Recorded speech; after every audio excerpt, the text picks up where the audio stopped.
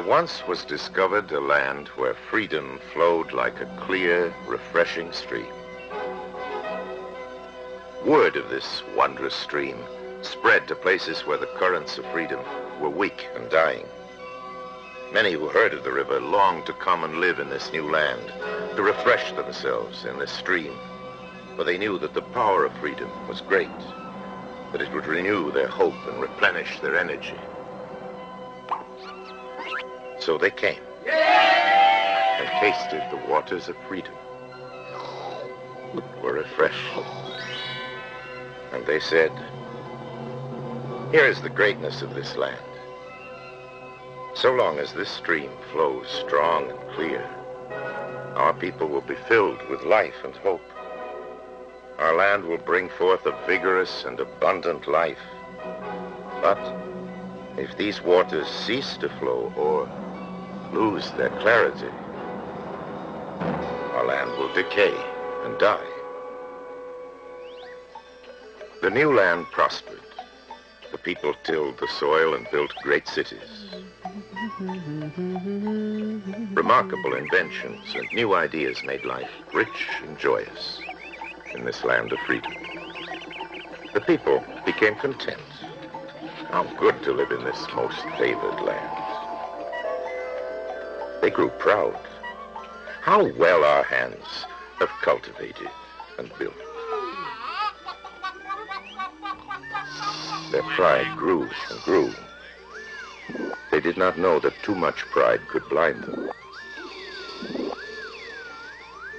They did not know that too much pride could make them arrogant, foolish.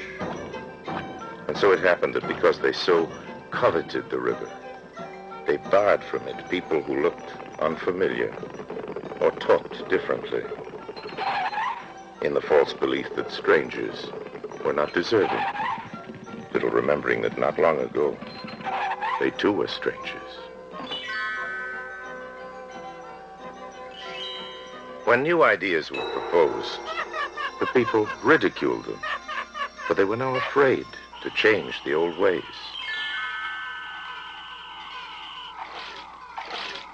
When some among them arose and selfishly took more than their share, the people did not stop them, but instead resolved to do the same.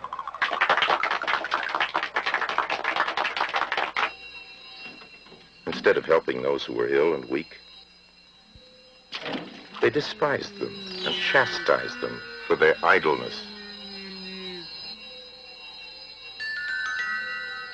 When a wise man stood up and said, "Look, the waters are beclouding," they could not see it, for their pride made them blind.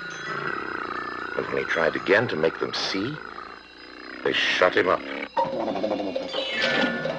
for his vision infuriated them. How could they act differently? They loved the stream as they remembered it, fresh and clear, and could not bear to look upon its decay. When the children, unblinded by old recollection, saw it too, they cried out, but their fathers called them ungrateful and punished them. And even as the river grew weak and muddy, glib leaders said it was strong and clear and must be sent to certain deserving lands.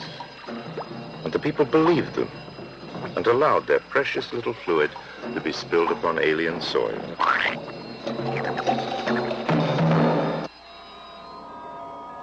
The people, feeling their hopes dying and their energy waning, finally looked at the river. They saw it was wasted and stagnant. The spirit of despair was great in the land. The people became confused. They did not know what to do. In the darkness of that hour, they heard many voices. Some said, "The river is a nuisance and only lowers efficiency. Too much freedom causes disorder. The people are not ready for the river of freedom. Perhaps later. We will stop the river and start it again. when it is sick.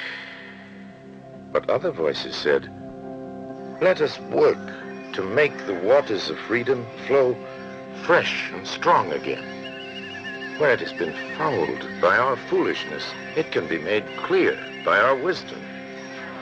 Where it has grown stagnant from our neglect, it can be kept fresh by our vigilance.